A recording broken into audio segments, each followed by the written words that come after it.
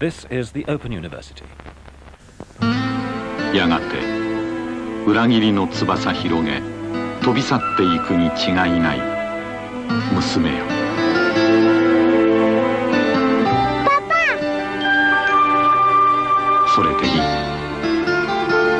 男である私。Welcome back. Part 2 in the great cavalcade of songs which are destined for Yikes, the 2024 album from Momus. And what an unexpected turn things have taken with 5 new songs.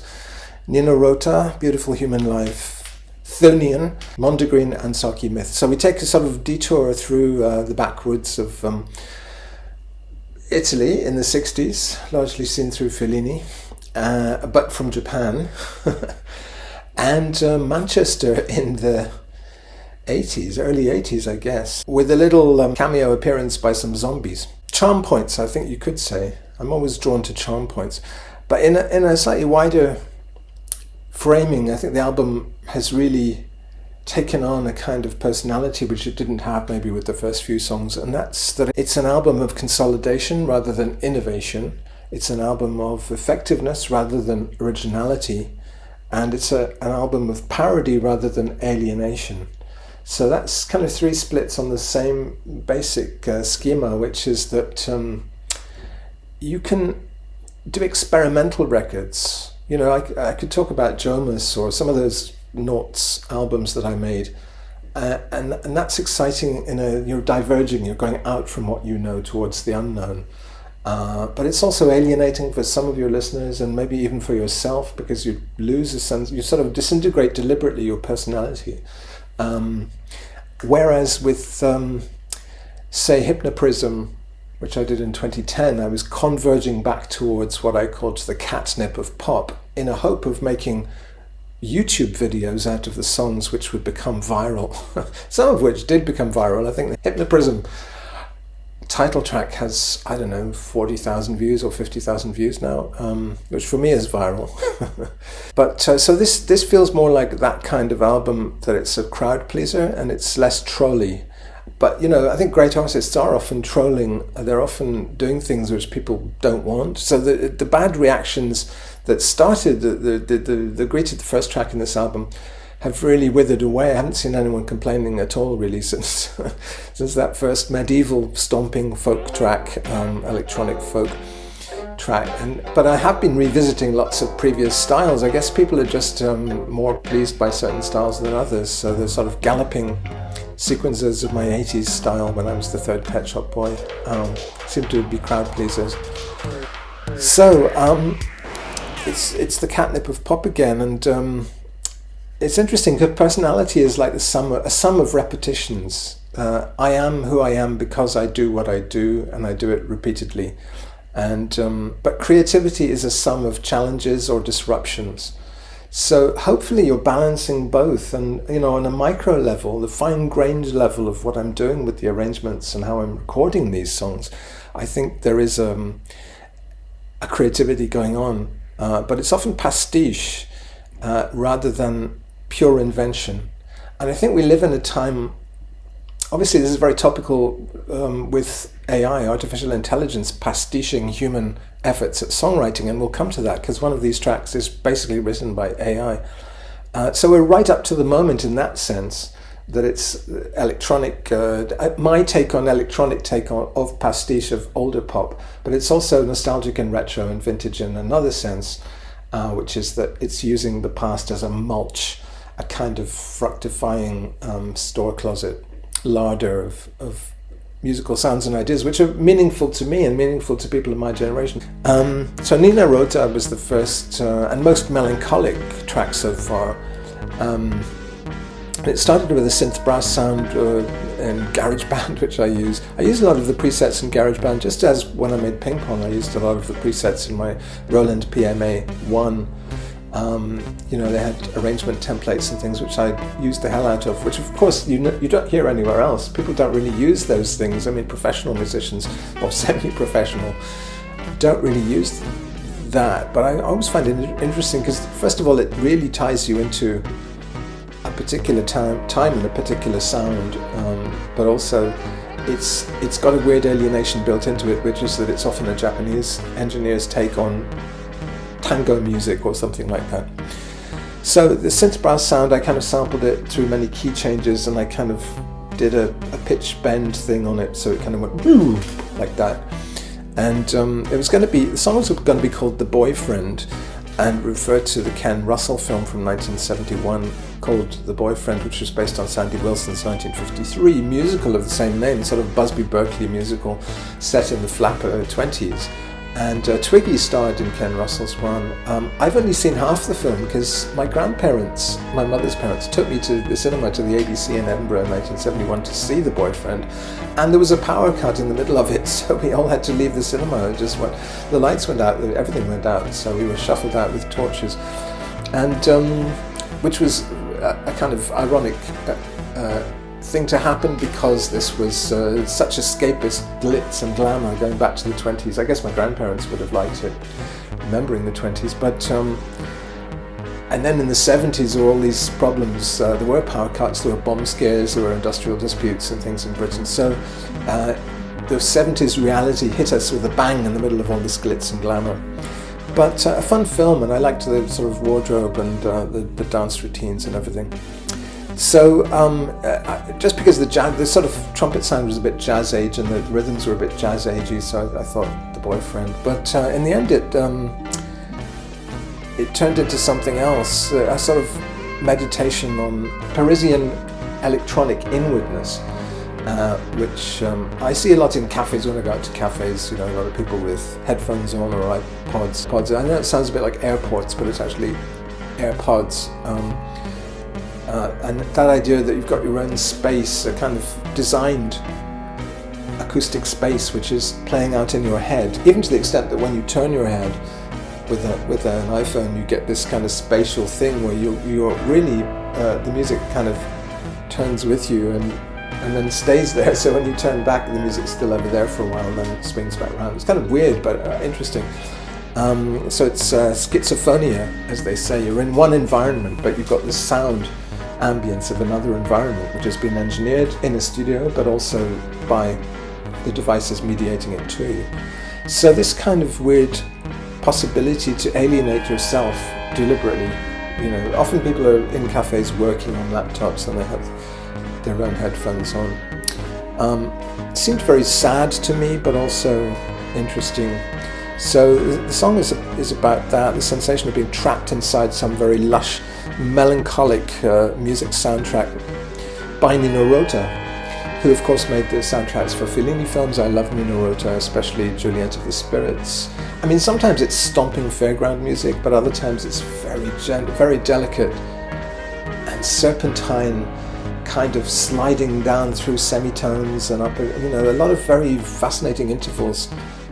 Played on xylophones and very haunting atmospheric music from those brilliant 60s soundtracks I keep going back to, you know, Nino Rota, of course, Morricone, of course, and John Barry, those three, who represent the sort of fantasia of the Cold War. So nostalgic. We sort of seem to be going back into a Cold War period because Russia is now threatening nuclear annihilation, just like it was in the 80s. It's all very retro. And so I had a headache working on this song. I think I started working on it at like 4 a.m. and finished it, you know, about 8 hours later. Had a bit of a headache, but I saw that it was still light outside and I just had time to run out and film a video. So they were cleaning the square, which is always very noisy, kind of over hygienic attitude to the flea market outside, as if it literally had fleas. And they clean it with sort of jet spray, little trucks and things. So I was out kind of chasing those trucks around and getting in their way. And then I crossed over to the Ile Saint-Louis, in the middle of the Seine, with views over Notre Dame Cathedral, which is of course a big building site right now. It's still being repaired from the big fire it had a couple of years ago. And it was drizzly and it was melancholy down by the Seine, and although the song mentions sunshine, there wasn't any. So but the look fitted the mood with the pigeons and the architecture on the Ile Saint-Louis and stuff. It seemed to be a bit Italian, and I I was a bit disappointed. There was a very muted reaction. The volume level was quite low on the YouTube video, so maybe it didn't have the impact that the other ones did, and also that melancholic mood, maybe people didn't want that. So I guess emotionally it's a bit of a downer song, but I care for it. I'm particularly proud of the way some of the arrangement things work, whether these climbing and falling instruments using the Nina Rota-esque semitone intervals. And I think it's a good song. The next song, in a way you could see it as a bit of like a sort of throwaway sketch, but actually it has a real emotional resonance, so I'm very proud of this one. Beautiful Human Life. So it started with me going back to, just to get general inspiration, as I did on the last album. I like to dip into these old reels of 1980s Japanese TV commercials for Shiseido, which were very refined and aesthetic, and which I used on tracks on the last album, like Theatre of the Self. I would start with the music, which often would be a Japanese musician doing a take on like Joy Division or something, or Spandau Ballet, or else it would be enka. It would be this kind of strange combination of very traditional Japanese drinking music and electronic pop from the West, which I suppose represented where Japan was at that time. It was a geisha with a cell phone, So instead of the Shiseido ones, I discovered a series of Kanebo commercials. Of course, I've made cosmetics commercials with Kihimi Kari. I've had TV spots for makeup. Good Morning World was a hit on the back of a TV campaign in the 90s. So I've kind of been in that world and know a little bit about the inside of it. But I found Marcello Mastroianni featuring in a huge, long series of ads by Kanebo for a product called Vulcan, which I think is the way that Japanese spell Vulcan, which is interesting because Vulcan things are underground. They have the smell of sulfur, so it ties in with the zombie song as well. And it used a beautiful classical music. I couldn't identify if it's something they composed or if it sounds vaguely like the Moonlight Sonata by Beethoven. Again, sounds as if it's inspired by that. And so I couldn't trace what that music was, but it just had this kind of dum dum dum dum, so a chord sequence that I ended up using as well. And so I made a very different arrangement, though. I made it more like Paul Haig doing Running Away in 1982, that kind of Linn drum machine. I actually went up to Paul Haig's house when I was, just before he left to live in Brussels. He invited me and Davey Weddle and Paul Mason and people in my band, the Happy Family, who were like Joseph K successors, up to his house and demonstrated his Linn drum machine, which I at the time thought sounded fascistic and robotic and thumpy, wooden. It's a sound I don't really like in general, but actually now it's very redolent of and resonant with a particular period in British pop music. So, the Human League's Don't You Want Me, which was a huge hit in 1982. And, a lot of that period's electronic records, they have this thumping drum machine, including Blue Monday, of course, by New Order. And it's got some fantastic cowbells and things like that. So I used this Linn drum, and then I put the kind of soundtrack for the commercials in there as well, so it's like a kind of churning sonic underbelly. And then just a very simple lyric about passing the baton. Since human life is beautiful, we need to pass on the baton. I guess make children. Japan desperately needs to make children. Just now their birth rate is at the lowest ever. But in order to make children, you've got to believe that life is beautiful and is going to be beautiful for as long as your children live. You have to believe in the future. So there's a poignancy there. And the song became very poignant, especially the second verse, I won't be here, that's logical. And then you see this Marcello Mastroianni running towards a little daughter he's been estranged from, he's come back. These are all recapitulations of films, of scenes from films he made. I haven't identified all of them, obviously. There's La Strada, there's 8½. There's a whole series of these allusions, very cleverly filmed adverts, remaking his 60s films in the 80s.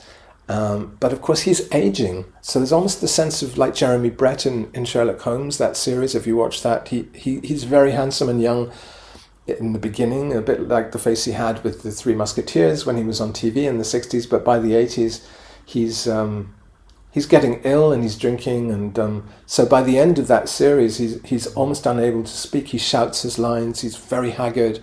So it's the same with Mastroianni, who in the final commercial, he's looking over the sea with a little boy stepping out of a limousine, and he looks up at the stars, and you almost sense that he's about to die. You know, one of the technical secrets of this track was ring modulation. There's a lot of sounds in there which have been put through ring modulation, which is a very interesting effect, which makes everything kind of metallic sounding and less harmonic. It removes the kind of sweetness from instruments, but it has a real texture to it, which is very 80s again, because there used to be a switch on synths, you could just turn up the ring modulation.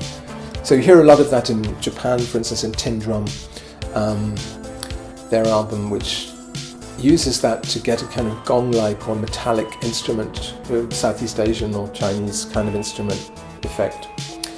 And then in the middle we get Richard Burton doing the speech from Hamlet, What a Piece of Work is a Man, which is the ultimate Renaissance humanism speech, where you say, you know, we are amazing and yet I feel shitty.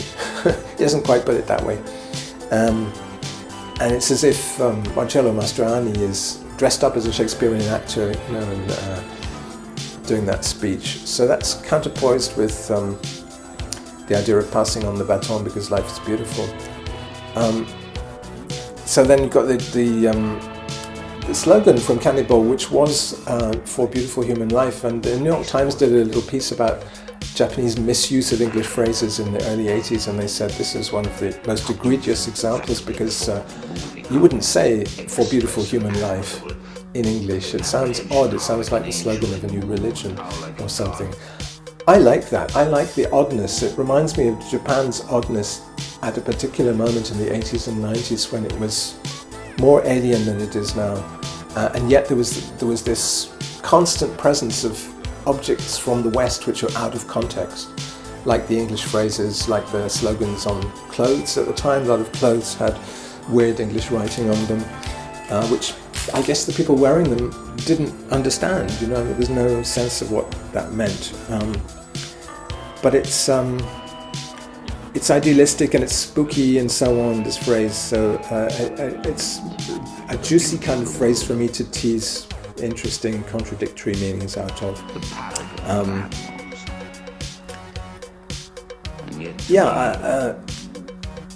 People liked this song. I guess it resonated, and it's sort of sentimental and it's sort of romantic. Yeah. And it has a universal human quality. And also you get a sense of the goodness of Marcello Mastroianni, of the characters he plays anyways. He's a very handsome man and seems like a very good person. Thonian, believe it or not, it was going to be something to do with Bedazzled, the 1967 film starring Peter Cook and Dudley Moore. Dudley Moore, of course, had already appeared recently on one of my records. The Coffee Professor song is actually based on a Dudley Moore pastiche of Brecht.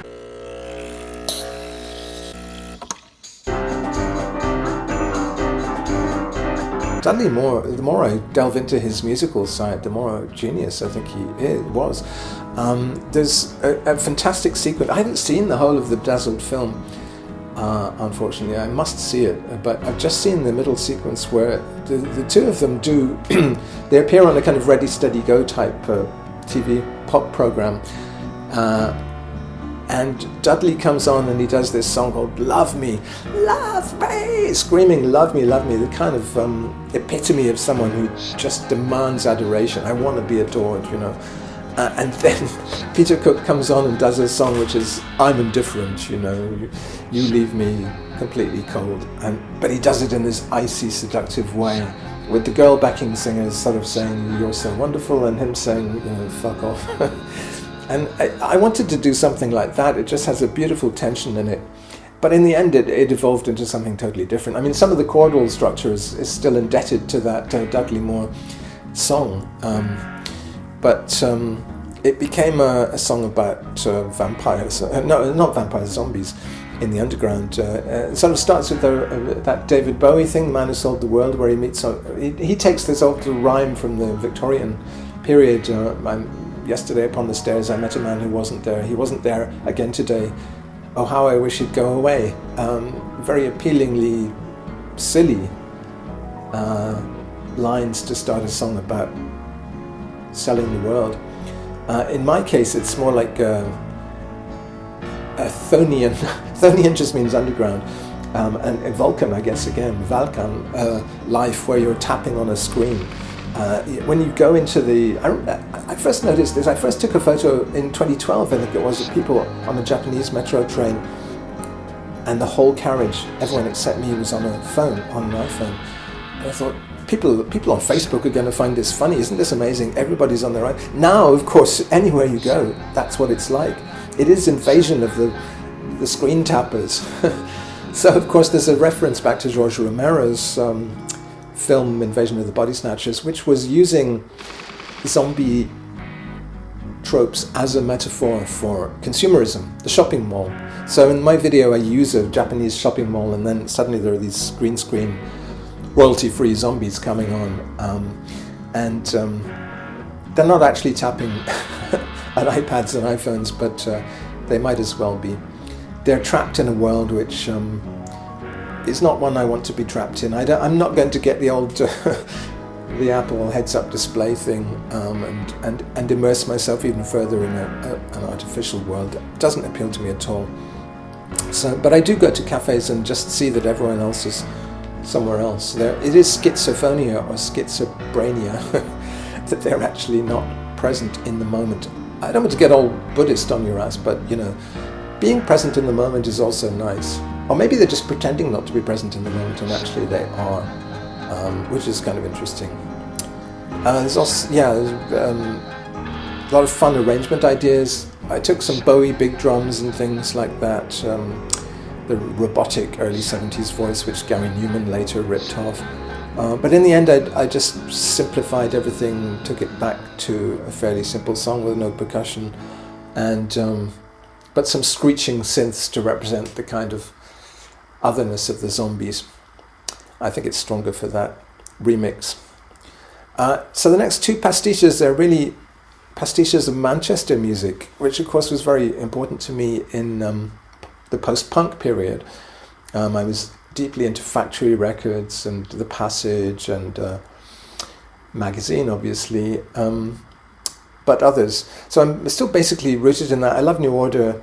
I was listening recently to Subculture a lot, the track by them. That moment when they discovered sort of New York hip-hop music and then integrated lots of American electronic dance music into their sound, but still had that doomy, gothic Joy Division booming bass of Peter Hook and all the rest of it.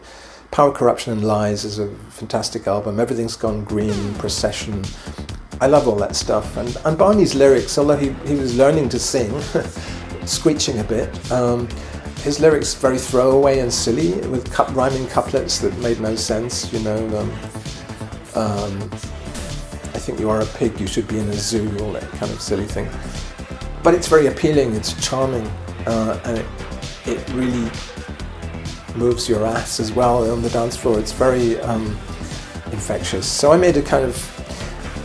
but what I did was I went to a video on YouTube which it's just called Blue Monday, but if AI tried to continue it or something like that. So I'd already listened to there was like a Never Gonna Give You Up Rickrolling kind of video where they did that. The AI takes the original track and then starts composing new versions of it.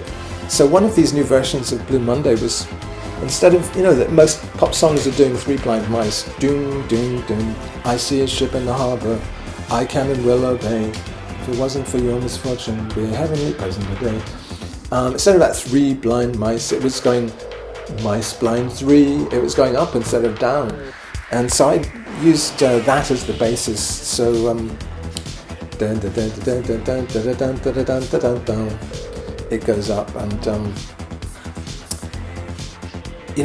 I did this Bowie track called 70 Self, which was again based on OpenAI Jukebox.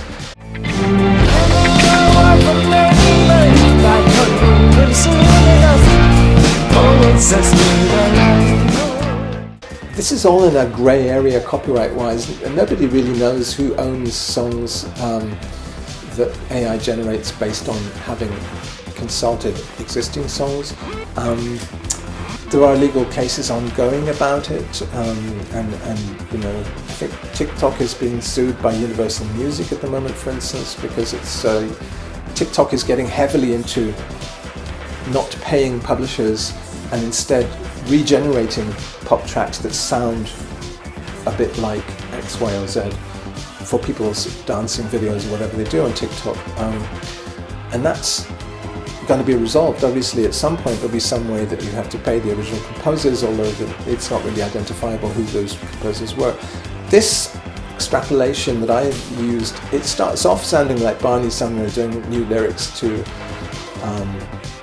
Blue Monday, but then it turns into like the Human League or Billy Idol, or you know, even Ultravox or something like that. So the chorus sounds, or even it's a bit like later in the 80s Barney writing, where he gets more pop aware and more clever, and he sings better. He's obviously having vocal lessons. When I write a song, I have the habits, you know, I'm going to go from this chord to that chord or whatever. But when AI does a song, you know, like Night Clinic a couple of albums ago, that was also based on an AI take on Paul McCartney singing something. It didn't end up sounding like Paul McCartney, though. It sounded like a Nat King Cole or somebody like that.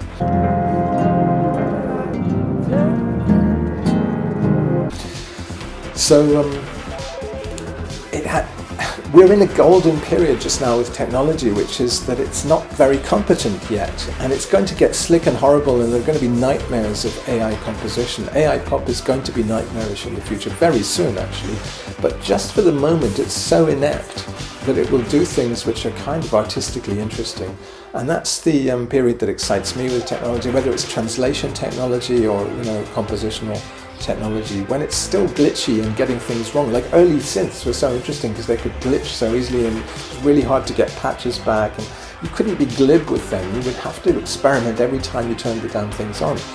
So things, you know, weird structures of songs and weird things that I would never have done, like keeping the same section, the same bridge section for way too long, and then it really builds up the tension, and then you get bang, you get some kind of ridiculous percussive explosion like happens in Blue Monday, and then you're into the chorus. And so I had lots of fun with the arrangement on this, and dancing around, and in the video in this tiny studio flat, should have had a hairbrush. I should have been singing it into a hairbrush, really. And it has the exuberance of bedroom pop, essentially. It also seemed to resonate with the news headlines, because Putin was threatening to use nuclear arms against any country that aids the Ukraine with ground troops. So it was back to the 80s in that sense of a sword of Damocles hanging always over our heads in terms of nuclear war. The Cold War was still around. Again, we come back full circle, and so the retroness is also a kind of nowness in this track. It's not just a pastiche of Manchester music in the mid-80s. It's also, unfortunately, topical. And so the Manchester theme continues with the latest song, Marquis Smith tribute, Saki Myth. Saki Myth was a name I came up with when I wrote my pop-up novel in 2015 for fiction in Berlin, and that's a novel set in the Middle East, set in a conflict in the Middle East. Two graphic designers have been captured by an Islamic State-like operation, terrorist operation, which is attempting to become a new government. So it's the caliphate, and it's the idea of creative people who are captive to causes and who are enhancing causes that they don't necessarily believe in. And it's sort of based on John Cantley's experience. He's a motorcycle and computer journalist who ended up working for Islamic State television in Syria, I guess, during the conflict. He was a captive, and he stayed alive for a while by presenting TV programs which were used as propaganda. So I kind of went deeper into that and imagined the graphic designers working on these TV programs, and they're kind of having to choose which drop shadow typeface to use for a video of an execution of one of their comrades. But my religion in this scenario is based on Marquis Smith's lyrics. So I had a lot of fun getting very immersed in these websites which go into Marquis Smith's deeper meanings and what he actually said, as if you can decipher that. Fascinating, because Marquis Smith is a bit like me. There's a whole universe in Marquis Smith's lyrics. It's very different from my universe, of course, but it's a gritty working class and yet also gothic and saga-esque take on Britain in the 70s and 80s. Nation on the Click,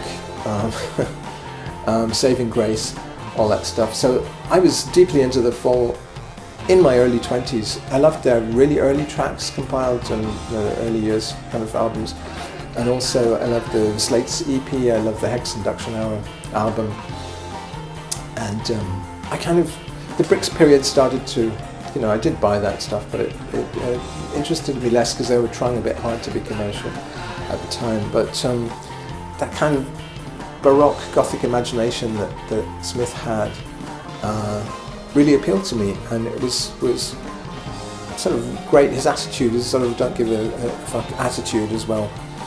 So I actually saw Marquis Smith I never met him, but I saw him in a pub in Edinburgh once, just when the Falklands War was breaking out in April 1982.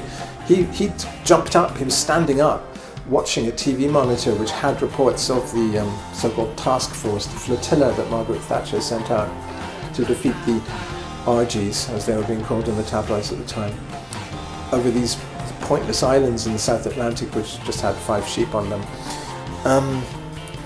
And I like the idea that Marquis Smith, I could have interrupted him and said, "Oh, I'm a fan of your lyrics" or something, but I didn't. And I liked the fact that I wasn't the man from Porlock and I didn't interrupt him. And he went off and wrote a song based on that called Marquis Cha Cha, in which he's a kind of Lord Haw Haw who goes away to work for the Argentinians as a propagandist, as William Joyce did, Lord Haw Haw for the Nazis. Musically, this started with a vlog I watched, which had a little snatch of music at the beginning, which sounded very psychedelic, actually. The sort of bass line, it's a bit like something Dukes of Stratosphere would do as a kind of pastiche of a 60s psychedelic number. And I sort of extrapolated that, made my own version of that.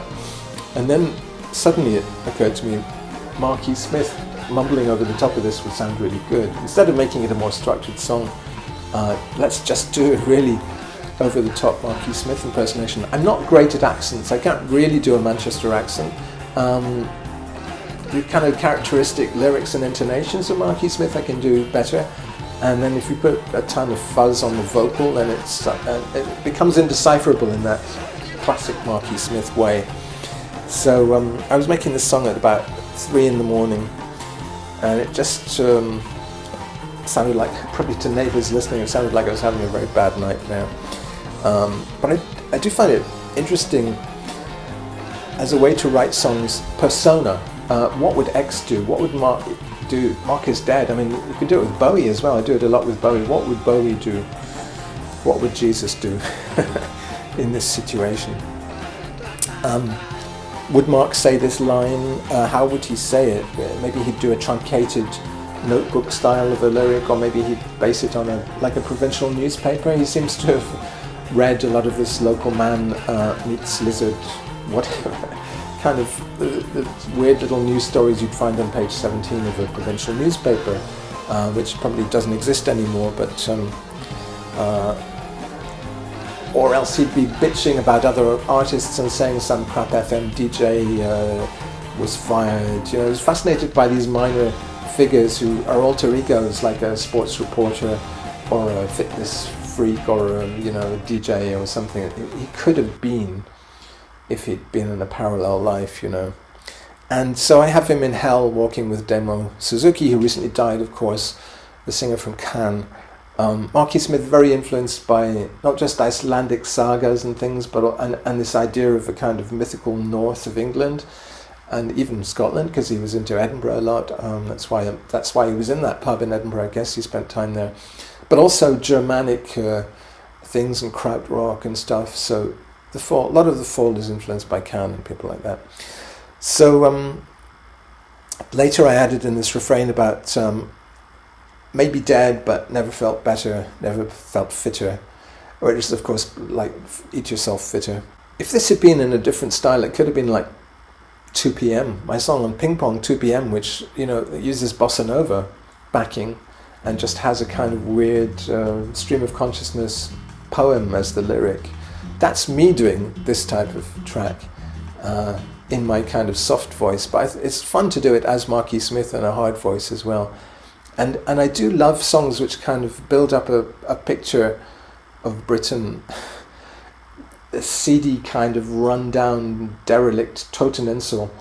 Toteninsel is my Germanic phrase for the dead island, and so I'm proud of this one. It resonates well. A lot of people loved it. You know, you could say, why is he pastiching all this old music? But I'm always pastiching it from a perspective of right now, whether that's with AI or with people dying. Unfortunately, the topicality of the music that I was into in my youth is now that X has died, Y has died. They were great back in the day.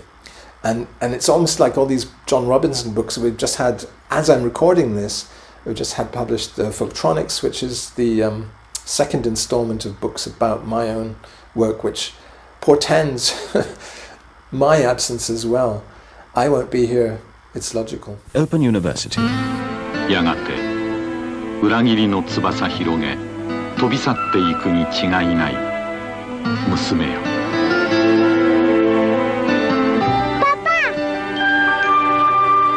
それでいい。男である私には戦いがあり琥珀色の時がある。バルカン王土とあれ。 For beautiful human life